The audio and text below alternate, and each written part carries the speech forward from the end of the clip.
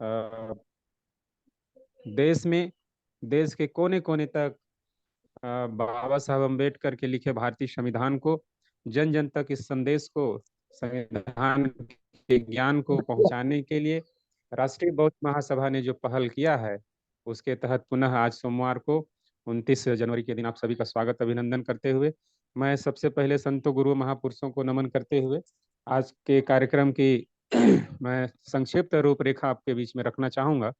हमारे आज के कार्यक्रम की अध्यक्षता कर रहे हैं जम्मू और कश्मीर से माननीय तुलसीदास लंगे साहब।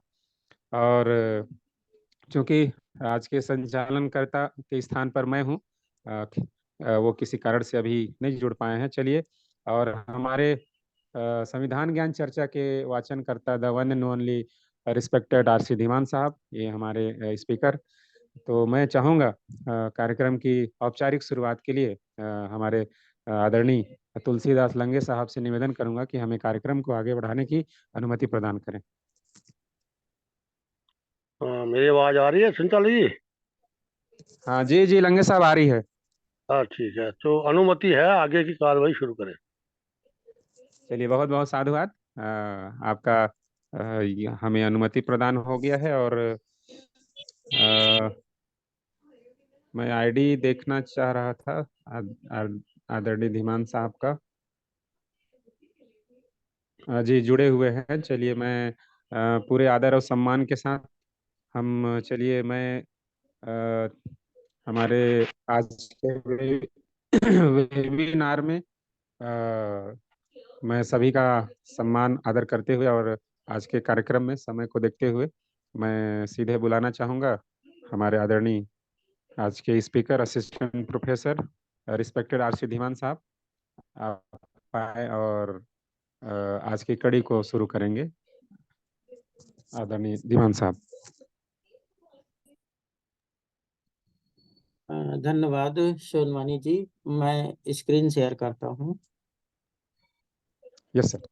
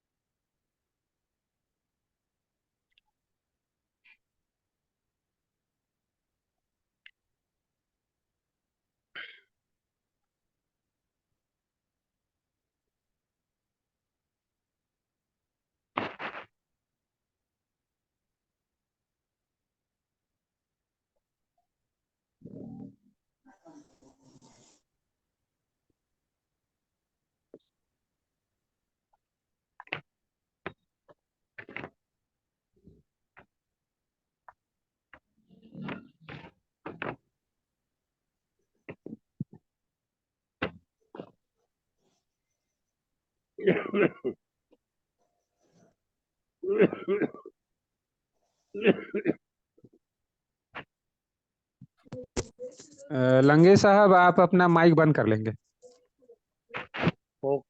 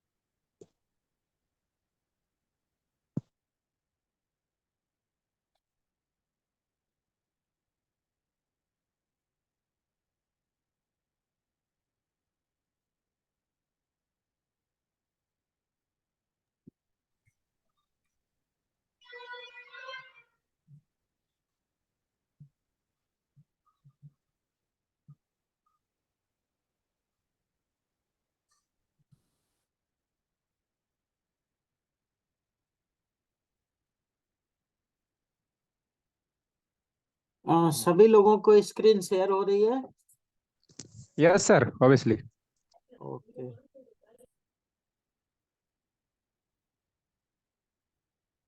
इसमें जो सोनवानी जी, नीचे बोर्ड आता है, बोर्ड में जा करके जो मोर लिखा होता है, मोर को क्लिक जी। करके ऑप्शन आता है डिसेबल एनोमिशन, है ना? तो उसको हमेशा डिसेबल कर देना होता है, नहीं तो जो भी लोग होते हैं वो डिस्टर्ब करते हैं। तो ये मैंने कर दिया। बोर्ड में, अच्छा कर दिया आपने ना, ओके। हाँ, कर दिया है आगे से। Thank you sir. वैसे जब मैं जी। भूल जाता हूँ तो ये दिक्कत होती है। Okay sir. तो Rashtriya Bauddh Mahasabha welcome you in this constitutional webinar. Rashtriya Bauddh महासभा आप सभी लोगों का इस संवैधानिक वेबिनार में स्वागत करती है।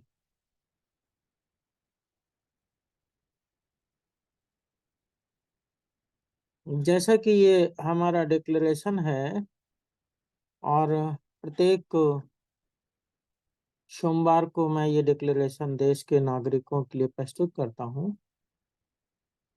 मैं आरसी धीमान, निवासी कानपुर उत्तर प्रदेश, यह घोषणा करता हूँ यह कि मैं भारत के संविधान में पूर्ण आस्था एवं विश्वास रखता हूँ।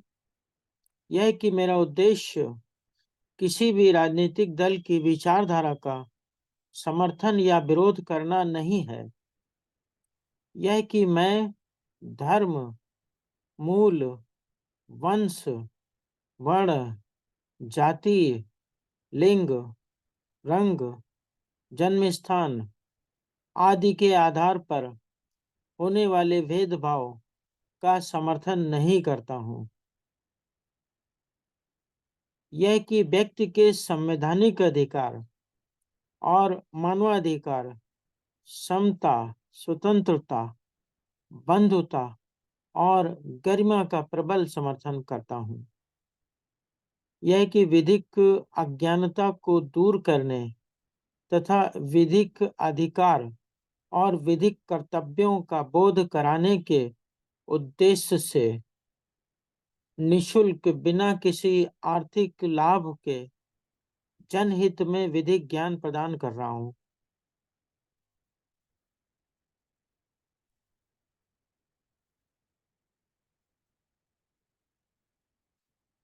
राष्ट्रीय बौद्ध महासभा के संस्थापक एवं पूर्व एमएलसी विधान परिषद उत्तर प्रदेश सरकार माननीय धर्म प्रकाश भारती बौद्ध जी और राष्ट्रीय बौद्ध महासभा के अध्यक्ष माननीय बादल सिंह बौद्ध जी, और आज के इस वेबिनार की अध्यक्षता कर रहे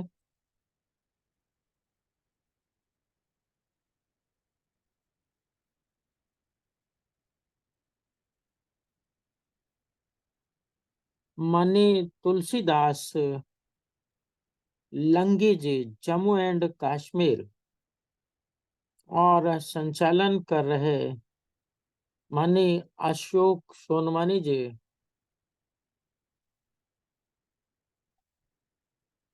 भारत देश के समस्त नागरिकों, उपासक उपासिकाओं और राष्ट्रीय बौद्ध महासभा के समस्त पदाधिकारीगण, कार्यकर्तागण, सभी लोगों के समक्ष ये भारत के संविधान की जानकारी लगातार दी जा रही है।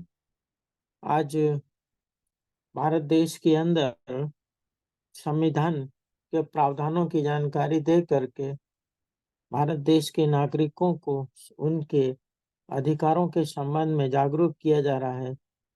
न्यायपालिका, कार्यपालिका और विधायिका से जुड़े हुए जो भारत देश के नागरिक हैं, उन सबको भी जो है विभिन्न माध्यमों से संविधान की जानकारी प्राप्त करना चाहिए, और वो करते रहते हैं। और इसी तरीके से वेबिनार के माध्यम से भी ज्ञानवर्धन किया जाता रहता है।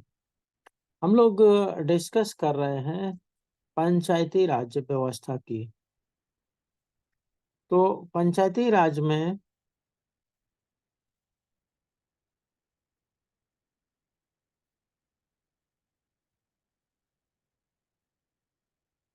बताया जा चुका है आप लोगों को कि भारत के संविधान के भाग 4 में जो राज्य को निर्देश देने वाले अनुच्छेद हैं, संविधान जो है राज्य को जो निर्देश देता है, उस जो है निर्देश में अनुच्छेद 14, अनुच्छेद 40 में यह निर्देश दिया गया है कि राज्य ग्राम पंचायतों का संगठन यानी संगठन बनाने के लिए कदम उठाएगा और उनको शक्तियां और अधिकार भी प्रदान करेगा ताकि वह स्वशासन की इकाइयों के रूप में काम कर सके। ये संविधान का डायरेक्शन था। इस संविधान के डायरेक्शन में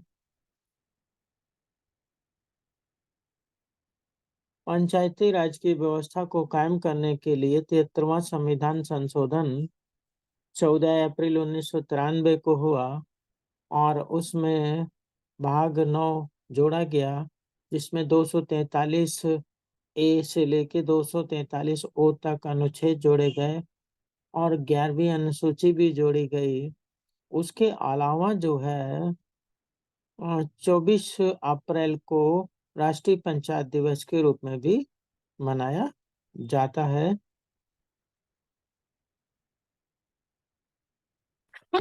73वें संविधान संशोधन के बाद जो है 74वां संविधान संशोधन भी किया गया, जिसमें 3 बिंदुओं पर जो है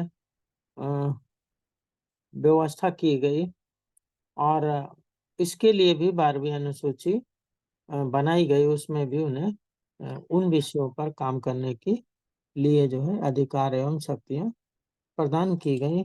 अनुच्छेद 243 के अंदर जो है पंचायती राज से संबंधित जो शब्द प्रयोग किए गए हैं, जैसे जिला है, ग्राम सभा है और मध्यवर्ती है, पंचायत शब्द क्या है, और पंचायत क्षेत्र क्या है, जनसंख्या क्या है, और ये जो शब्द इसमें इस्तेमाल किए गए हैं इस पंचायती राज भाग 9 में, उन शब्दों की परिभाषाएं दी गई अनुच्छेद 243 में। और ये जो है 11वीं अनुसूची है जिसके अंदर सब विषय दिए गए हैं। इन पर हम लोग चर्चा कर चुके हैं। और जो ग्राम सभा है वह अनुच्छेद 243 ए के अंतर्गत जो है स्पष्ट की गई है कि एक ग्राम सभा ऐसी शक्तियों का प्रयोग कर सकती है और ग्राम स्तर पर ऐसे कार्य कर सकती है जो राज्य का विधानमंडल कानून द्वारा उन्हें प्रदान करेगा। यानी कि यह एक ऐसी व्यवस्था है जिसके अंतर्गत राज्य सरकार यानी राज्य ग्राम सभा को शक्तियां कानून द्वारा बना करके देगा और उन शक्तियों का उन विषयों पे जो 11वीं और 12वीं अनुसूची जो है बताई गई है पंचायती राज के अंतर्गत, उन पर जो है वह अपने अपने क्षेत्राधिकार के अंतर्गत उन शक्तियों का प्रयोग करेंगे।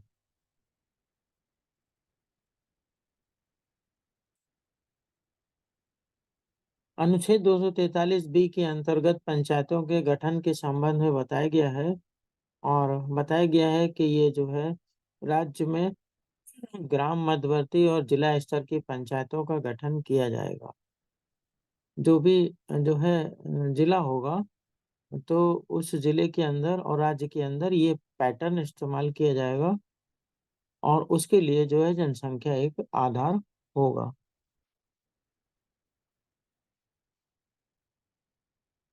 पंचायतों की संरचना के संबंध में बताया जा चुका है कि किस तरीके से पंचायतों की स्ट्रक्चर होगी, यानी जो पंचायतों की बॉडी बनेगी वह बाय इलेक्शन बनेगी।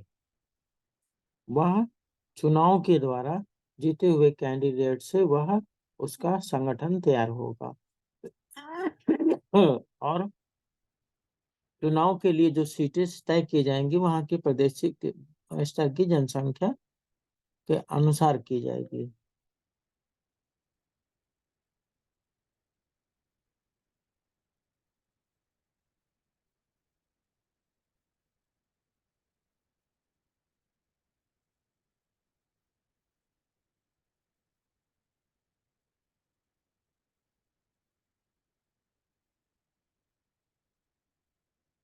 इस तरीके से पंचायतों की जो स्ट्रक्चर है उस संबंध में बताया जा चुका है।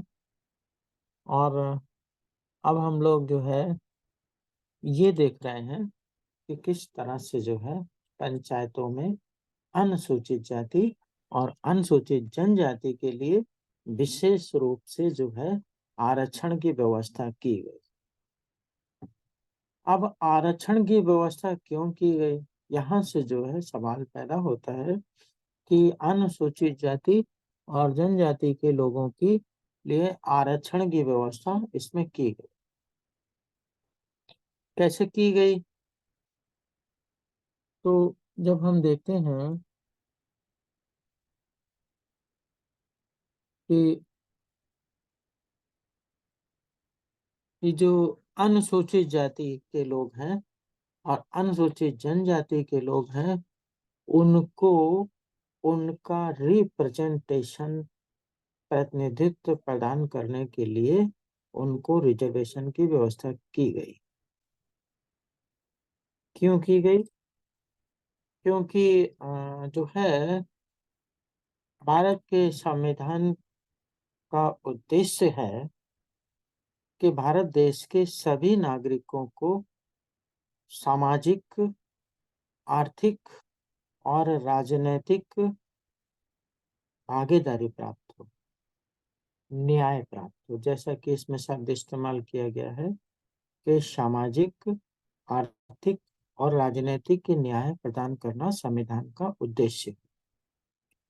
सामाजिक, आर्थिक और राजनीतिक न्याय प्रदान करने के लिए अलग अलग क्षेत्रों में अलग अलग प्रोविजंस बनाए गए। जैसे कि आर्थिक दृष्टि से जो है इन्हें न्याय प्रदान करने के लिए इनको नौकरियों में आरक्षण दिया गया। इनको जो बैंक लोन देती है उसमें छूट दी गई, उसमें सब्सिडी दी गई। अनुसूचित जनजाति वित्त निगम बनाए गए। इस तरीके से जो है इनको आर्थिक रूप से आगे बढ़ाने के लिए जो है व्यवस्था की गई। वहीं दूसरी तरफ जो है अनुसूचित जाति जनजाति के लोगों को सामाजिक रूप से जो है इक्वालिटी प्रदान करने के लिए भारत के संविधान के अनुच्छेद 15 के अंदर जो है और 14 के अंदर यह व्यवस्था की गई कि सभी लोग इक्वल हैं और जो है धर्म, मूल, वंश, जाति, जन्म स्थान इत्यादि के आधार पर राज्य भेदभाव नहीं करेगा। राज्य की परिभाषा में जो है केंद्र की सरकार और संसद, राज्यों की सरकार और राज्यों की विधानमंडल और प्राधिकारी एवं अन्य प्राधिकारीगण आते हैं। तो ये व्यवस्था करके जो है अनुसूचित जाति और जनजाति की लोग जिनको सामाजिक, आर्थिक और राजनीतिक रूप से लंबे समय से जो है एक योजना के तहत, एक साजिश के तहत जो है बढ़ने से रोके रखा गया था, इसको बोलते हैं बाइकॉट। बाइकॉट की नीति यानी कि बहिष्कार की नीति, कि इनका आर्थिक बहिष्कार, इनका सामाजिक बहिष्कार और इनका राजनीतिक बहिष्कार। आर्थिक बहिष्कार का मतलब है कि इनको व्यापार मत करने दो।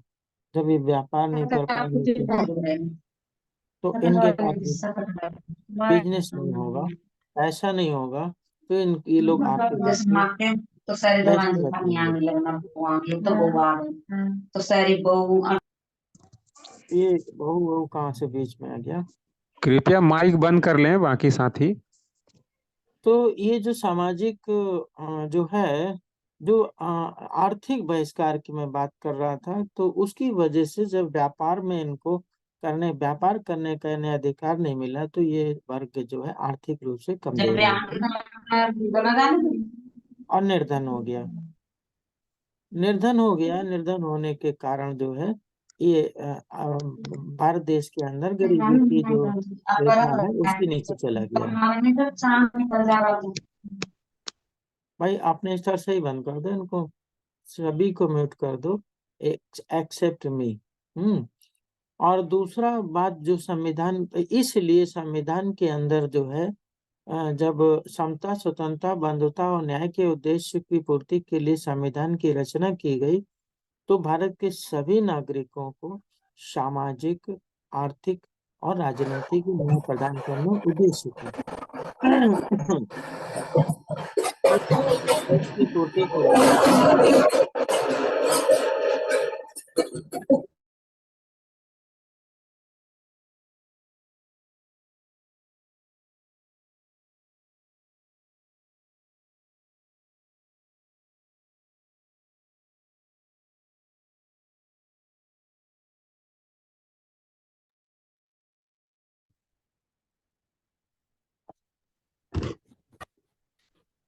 तो मैं बता रहा था कि ये जो अनुसूचित जाति है और अनुसूचित जनजाति है, इन वर्गों का सामाजिक, आर्थिक और राजनीतिक बहिष्कार होने के कारण इनकी सामाजिक, आर्थिक और राजनीतिक स्थिति बहुत ज्यादा दुर्बल हो गई थी। और इनको समाज की मुख्य धारा के अंदर, इनको राजनीति की मुख्य धारा के अंतर्गत इन्हें लाने के लिए इनको, इनकी भागीदारी सुनिश्चित की जानी चाहिए।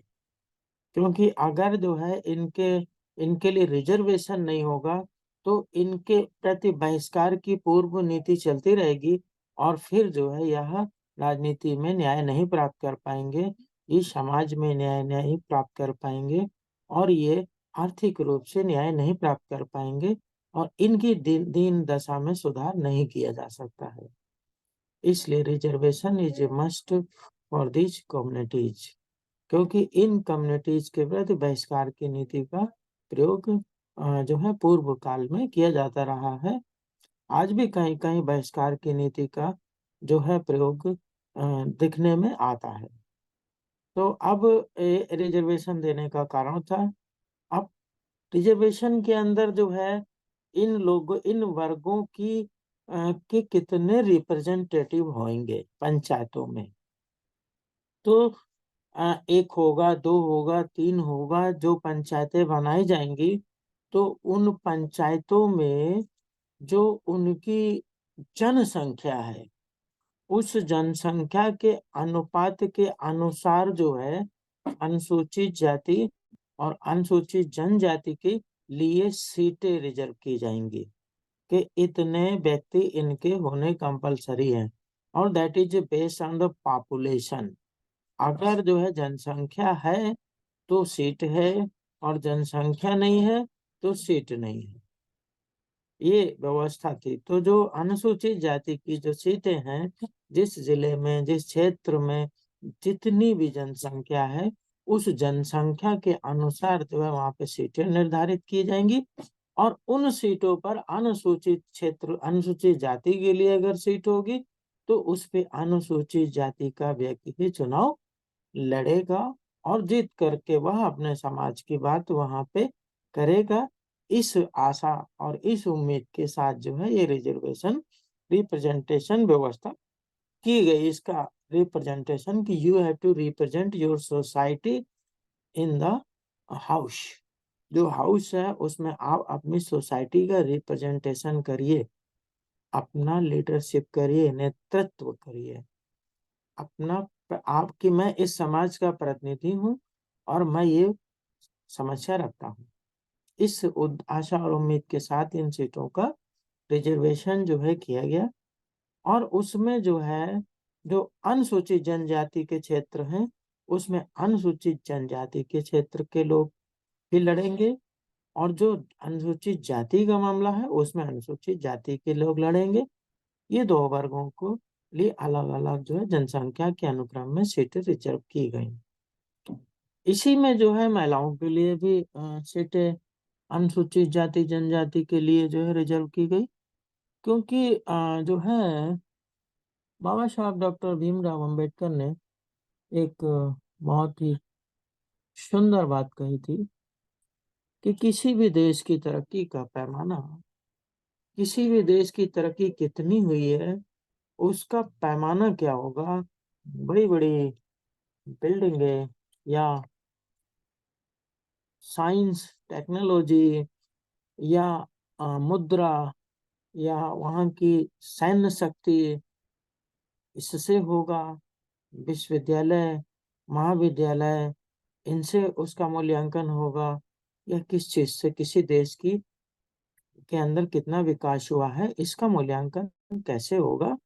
तो इस संबंध में बाबा साहब ने ये पैमाना दिया था कि जिस देश के अंदर जो है महिलाओं की उन्नति जितनी हुई है, महिलाओं की जितनी उन्नति हुई है, उस उन्नति से ही जो है उस देश की उन्नति का पैमाना मान करके उसकी उन्नति डिक्लेयर की जा सकती है। तो अनुसूचित जाति जनजाति के क्षेत्रों के अंतर्गत जो है, जो पुरुष हैं उनको प्रतिनिधित्व प्राप्त हुआ और वह इलेक्शन लड़ रहे थे और वह जीत रहे थे, और जीतने के पश्चात जो है हर सीट पे पुरुषवादी दृष्टिकोण, जिसकी वजह से जो है जो इस वर्ग के अंतर्गत महिलाएं हैं उन वर्गों की, उन महिलाओं का रिप्रेजेंटेशन जो है आवश्यक था। तो इसलिए महिलाओं के लिए भी रिप्रेजेंटेशन का प्रावधान रखा गया और महिलाएं जो है उसमें रिप्रेजेंटेशन के लिए उन्हें भी रिजर्वेशन की व्यवस्था इसमें दी गई, जो कि खंड 2 के अंतर्गत लिखा हुआ है कि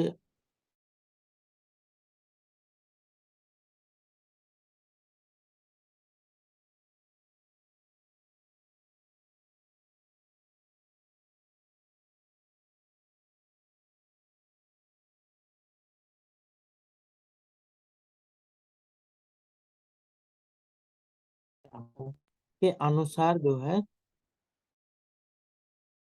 होंगी उनके लिए भी ये सीट रिजर्व होगी। यानी पंचायतों में अनुसूचित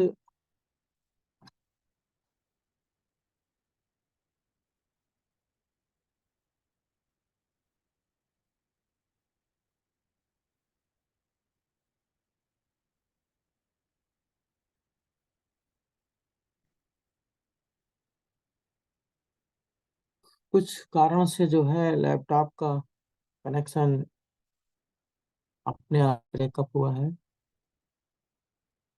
आ गया। चलिए फिर से मैं इसको शेयर करता हूँ।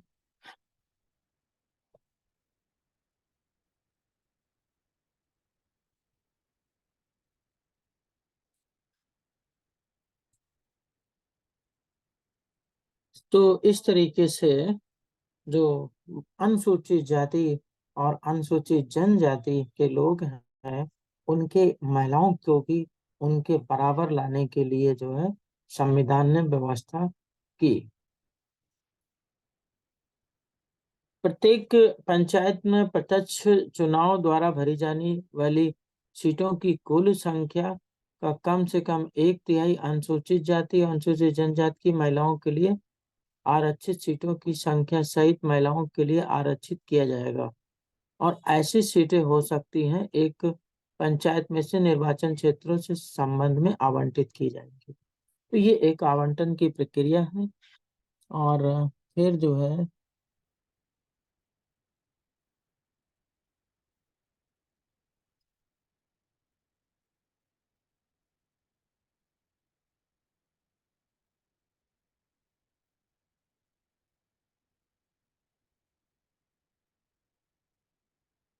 चौथा पॉइंट है कि जो गांव है, गांव या किसी अन्य स्तर पर पंचायतों में अध्यक्षों के पद अनुसूचित जाति, अनुसूचित जनजाति और महिलाओं के लिए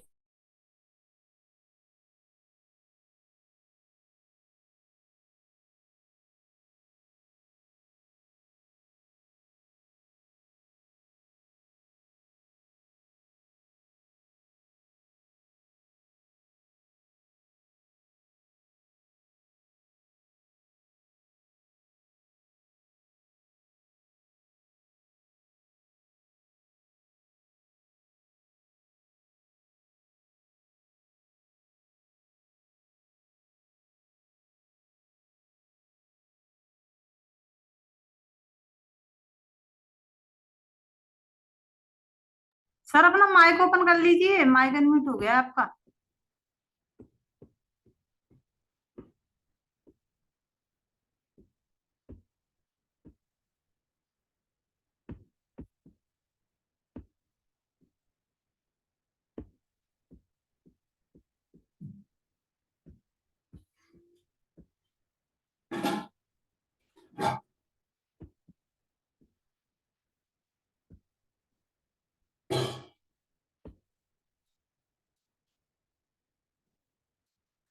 नहीं हो रहा है सर, करिए, ऑप्शन दे रही हूँ।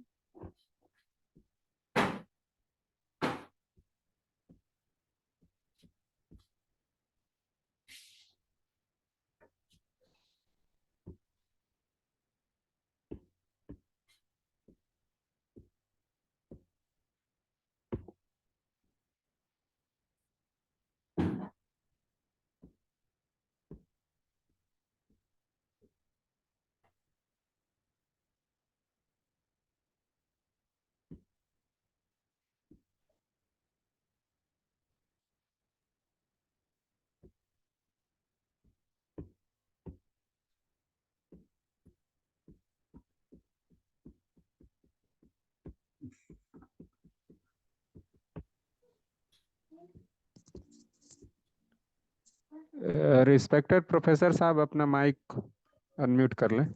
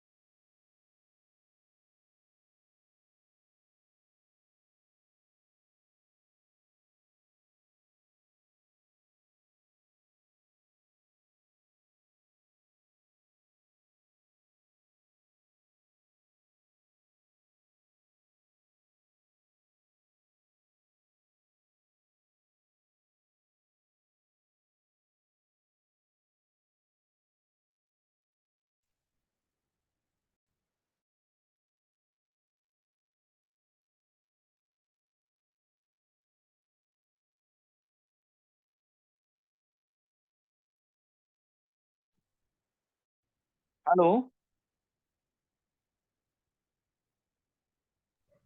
जी सर, आ रही है आवाज। हाँ ठीक है, ओके। तो हम लोग डिस्कस कर रहे थे कि किस तरीके से भारत का संविधान ने पंचायती राज में जो है अनुसूचित जाति और जनजाति के लिए रिजर्वेशन यानी रिप्रेजेंटेशन की व्यवस्था की है, और महिलाओं के लिए भी रिजर्वेशन की उसमें व्यवस्था की गई है। और खास बात ये है कि जो गांव या किसी अन्य स्तर पर पंचायतों में अध्यक्ष के जो पद हैं, अध्यक्ष जो होता है पंचायती अध्यक्ष, उन पद के लिए अनुसूचित जाति, अनुसूचित जनजाति और महिलाओं के लिए इस तरह से आरक्षित किए जाएंगे जैसे कि राज्य का विधानमंडल कानून द्वारा प्रदान कर सकता है, बशर्ते कि किसी भी राज्य में प्रत्येक स्तर पर पंचायतों में अनुसूचित जाति और अनुसूचित जनजाति के आरक्षित अध्यक्षों के पदों की संख्या प्रत्येक स्तर पर पंचायतों में से ऐसे कार्यालयों की कुल संख्या के समान अनुपात में होगी। तो यहाँ पर जो है भारत का संविधान राज्य को यह शक्ति प्रदान करता है कि वह पंचायतों के अध्यक्ष के लिए जो अध्यक्ष की पोस्ट होती है उसके लिए अनुसूचित जाति के क्षेत्रों में अनुसूचित जाति की महिलाओं को अध्यक्ष बनाने के लिए रिजर्वेशन की व्यवस्था करेगा।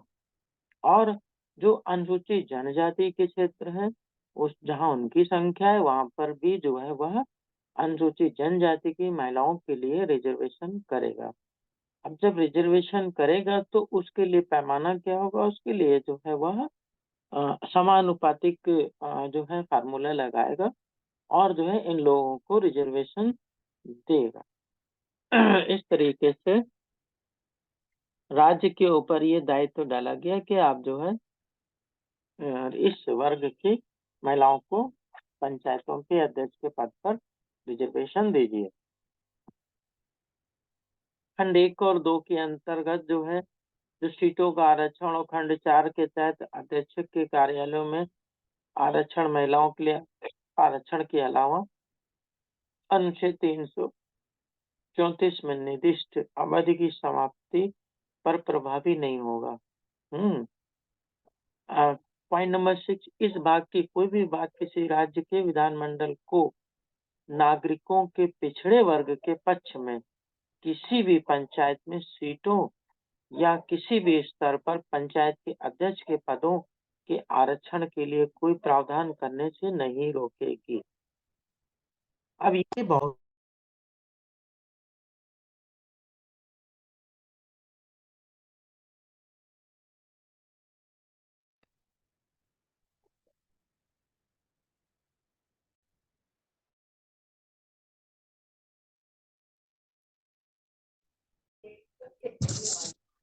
माइक अनम्यूट कर ले सर।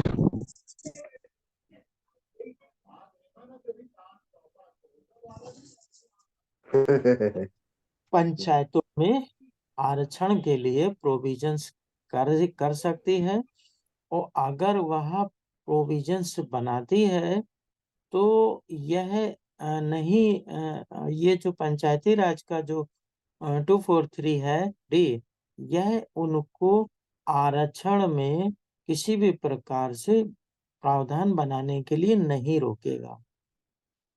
यानी कि यह जो है अनुसूचित जाति और अनुसूचित जनजाति के लिए रिजर्वेशन का प्रोविजंस करती है, साथ ही जो है पिछड़े वर्गों के लिए भी जो है कानून बनाकर उन्हें रिजर्वेशन देने के लिए भी जो है यह एक प्रस्ताव के रूप में अग्रसर करती है।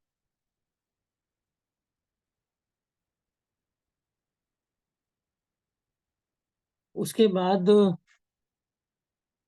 इसकी अवधि क्या होगी, ये कब तक चलेगी पंचायतें, तो प्रत्येक पंचायत जब तक कि उस समय लागू किसी भी कानून के तहत जल्द ही भंग न हो जाए अपनी पहली बैठक के लिए नियुक्त तिथि से 5 साल तक बनी रहेंगी। जो उनके इलेक्शन के बाद जो पहली बैठक होगी उस बैठक से लेके 5 साल तक ये कार्य करेगी। और वर्तमान में लागू किसी भी कानून में कोई भी संशोधन किसी भी स्तर पर किसी पंचायत को भंग करने का प्रभाव नहीं डालेगा। जो ऐसे संशोधनों से ठीक पहले खंड 1 में निर्दिष्ट अवधि की समाप्ति तक कार्य कर रही है। तो ये तो संशोधन से संबंधित विषय है। और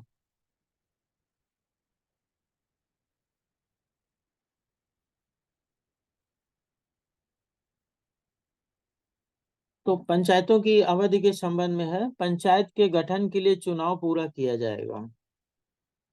अब इसमें ही पॉइंट दिया है, 243E में कि जो उनकी अवधि है वह तो 5 वर्ष के लिए होगी पहली बैठक से, और जो है जो पंचायत का गठन करने के लिए चुनाव पूरा किया जाएगा। नेक्स्ट मतलब 5 ईयर जब होगा तो उस 5 ईयर से पूर्व जो है इसके इलेक्शन की व्यवस्था की जाएगी, ये भी लिख दिया गया है। नहीं तो एक बार पंचायती राज के 5 साल पूरे होने के बाद फिर वो काम ही खत्म हो जाता। और जो है जो इंटरप्रिटेशन ये भी निकाला जा सकता था कि ये तो 5 साल पूरा हो गया, 5 साल के लिए बनी थी, काम खत्म, संविधान ने जो डायरेक्शन दिया था वो पूरा हो गया। तो ऐसा नहीं है, ये कंटिन्यूसली जो है 5-5 साल के लिए बनेगी और उसके लिए इलेक्शन कराया जाएगा। कराने के लिए खंड ए में निर्दिष्ट इसकी अवधि की समाप्ति से पहले इलेक्शन होगा। इसके विघटन की तारीख से 6 महीने की अवधि की समाप्ति से पहले, यानी किन्हीं कारण से अगर किसी पंचायत में जो है बहुमत के अनुसार या कोई अविधिक कार्य के कारण या संवैधानिक समस्या के कारण कोई भी कारण से जो है पंचायत को भंग किया जाता है, जैसे विधानसभा भंग होती है, केंद्र की सरकार भंग होती है, राष्ट्रपति भंग कर सकते हैं उसको। उसी तरीके से जो है जब ये विघटन हो जाएगा किसी पंचायत का, तो पंचायत का अस्तित्व समाप्त हो जाएगा और उसके बाद जो है विघटन की तारीख से वो 6 महीने के अंदर इट इज नेसेसरी कि इलेक्शन कमीशन उसमें इलेक्शन कराए, बशर्ते कि जहां विघटित पंचायत के जरिए जारी रहने की जो शेष अवधि है वो महीने से कम हो। ये 6 महीने का सिस्टम जो बनाया, और अपनी अवधि की समाप्ति से पहले किसी पंचायत के विघटन पर गठित पंचायत केवल उस शीर्ष अवधि के लिए जारी रहेगी जिसके लिए भंग पंचायत खंड 1 में जारी रहती है। इसे इस प्रकार भंग नहीं किया गया होता है। इलीगल प्रोविजन से भंग करने का जो प्रोसेस है। तो यहाँ पर जो है हम लोग पंचायती राज के संबंध में जानकारी प्राप्त करते हैं, और ये जो पंचायती राज है वह आपने समझा। संक्षेप में पंचायती राज के संबंध में आपको जो है मैंने बताया। अब जो है इसका पार्ट 2 पोर्शन जो है वह हम लोग नेक्स्ट मंडे को जो नगर के अंतर्गत जो है 12वीं अनुसूची के अंतर्गत कार्य करने के लिए बनाई जाती हैं उन पर भी जो है चर्चा हम लोग नेक्स्ट वीक करेंगे, और फिर इसको एक लेक्चर में पूरा जो है दोनों ही पार्ट को एक्सप्लेन कर देंगे।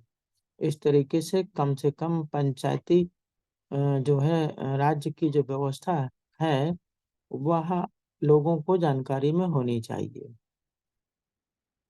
तो यहीं पे मैं अपनी बात आज समाप्त करता हूँ। जय भीम, नमो बुद्धाय। चलिए, बहुत बहुत साधुवाद आदरणीय प्रोफेसर साहब। आज के इस महत्वपूर्ण वेबिनार में संविधान ज्ञान चर्चा मंडे स्पेशल एपिसोड में आज हम आपके माध्यम से इस राष्ट्रीय बौद्ध महासभा के प्लेटफॉर्म पर हमने आज पंचायती राज व्यवस्था के सभी खंडों को, जो article 243A, B, C, D, E अर्थात ग्राम सभा, पंचायतों का गठन, पंचायतों की संरचना और पंचायतों में अनुसूचित जाति जनजाति अन्य पिछड़ा वर्ग के लिए आरक्षण का जो प्रावधान है, और साथ ही साथ पंचायतों की जो अवधि है उस पर आपके शब्दों से हमने विस्तार पूर्वक आज के वेबिनार में इसे समझा है। आशा करते हैं कि जुड़े हुए सभी सम्मानित साथी इस पंचायती राज व्यवस्था को समझ चुके होंगे। तो हम पूरे आरबीएम की ओर से बहुत बहुत साधुवाद, आभार व्यक्त करते हैं, और मैं आगे बढ़ता हूं। और हमारे आज के वेबिनार के अध्यक्ष रहे हैं हमारे जम्मू और कश्मीर से आदरणीय हमारे माननीय तुलसीदास लंगे साहब। आप आए और आज की अध्यक्षीय प्रबोधन रखने का दया करेंगे। मेरी आवाज आ रही है? हाँ जी, हाँ जी, आ रही है। बहुजन समाज में जन्मे सभी संतों, महापुरुषों, गुरुओं को नमन करते हुए और आज के वेबिनार में उपस्थित सभी साथियों को मेरा नमो बुद्धाय जय भीम। माननीय आरसी दिमोल साहब ये आज जो भारतीय पंचायती राज भाग 9 अनुच्छेद 40, 243 तथा 243 ए, बी, सी और डी के पंचायती राज में लिखे जो सभी प्रावधानों के बारे में बहुत अच्छी जानकारी दी है और ये पिछले काफी अर्सा से दिमान साहब जो है अपने संविधान के हर एक अनुच्छेद के ऊपर जो है ज्ञान दे रहे हैं और मुझे उम्मीद है कि सारे साथी जो भी आज वेबिनार में जुड़े हैं उससे मुस्तफिद होंगे और हमें की कोशिश करनी चाहिए कि ज़्यादा से ज़्यादा साथी जो है इसके कॉन्स्टिट्यूशन के संविधान वाचन के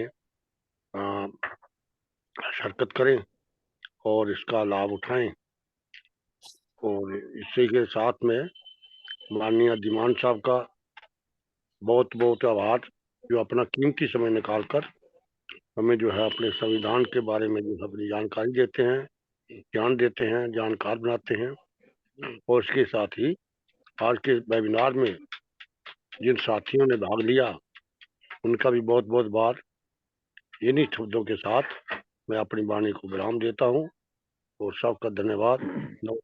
जय भीम।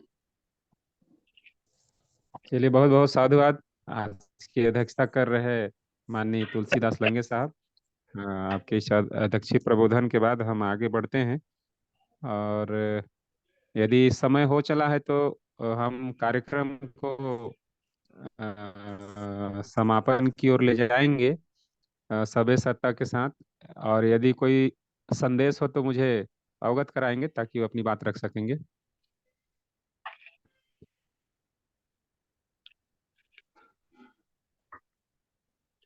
देख लो अगर माननीय कार्यक्रम को माधव सिंह हाजिर है, लाइन पर हैं चाहे भारती साहब, तो उनको रिक्वेस्ट कर दीजिए, अगर नहीं है तो फिर सभ्य सत्ता करा दीजिए।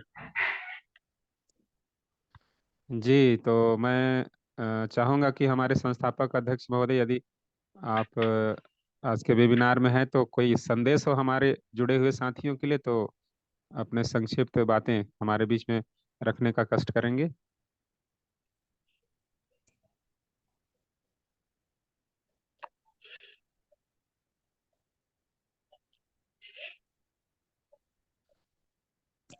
शशि जी।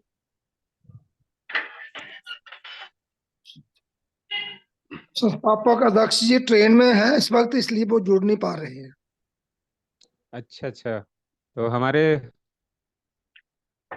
कार्यवाहक अध्यक्ष महोदय जुड़े हैं क्या? वो भी अभी मीटिंग से निकले हैं, वो भी नहीं जुड़े हुए हैं। बादल साहब। हाँ जी सर। तो चलिए हम लोग फिर वेबिनार फिर के साथ यहीं पे समाप्त करते हैं। हाँ, सभ्य सत्ता करेंगे जी।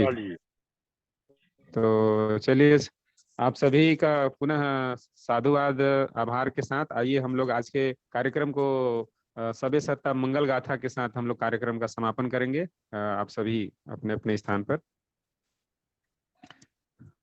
सबे सत्ता सुखी होन्तु, सबे होन्तु चाखेमिनो, सबे भद्राणि पश्यन्तु मा किंचित दुःखमागमा। सबे सत्ता सुखी होन्तु, सबे होन्तु चाखेमिनो, सबे भद्राणि पश्यन्तु मा किंचित दुःखमागमा।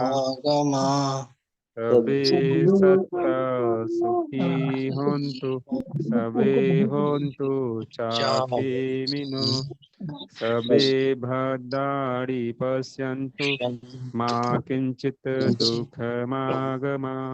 मागमा सा साधु साधु साधु बुद्धं नमामि, नमामि। सबका मंगल हो, सबका मंगल हो, सबका मंगल हो। सभी को पुनः मैत्रीपूर्ण जय भीम नमो बुद्धाय। आज का कार्यक्रम यहीं पे संपन्न होता जय है। भीम नमो आप सभी का बुद्धाय, बहुत जय बहुत भीम आभार। नमो बुद्धाय, जय भीम नमो बुद्धाय।